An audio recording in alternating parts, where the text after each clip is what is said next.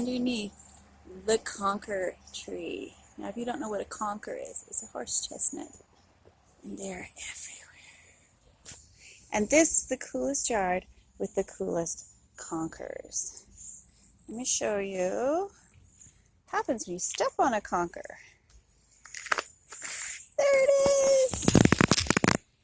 And check out the conkers.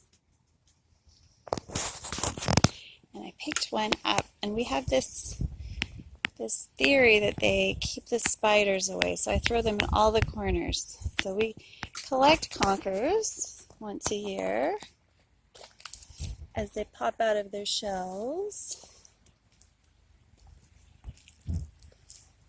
To keep out the spiders. Does anybody else do that where they have horse chestnuts?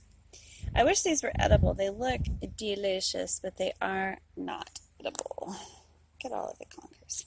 And check out this beautiful tree that they're coming out of. And they are falling everywhere.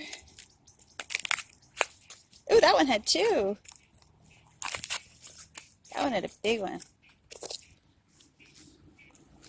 Maybe I'll gather some conkers. Maybe I'll just smush them with my foot. Or they bonk me on the head. That's so much fun. Anybody else like to stomp conkers? Oh, that was another twin. All right, if you enjoyed this trip down memory lane when you were a kid, please give us a thumbs up and like and subscribe, and tell us down below what you do with horse chestnuts. Bye for now.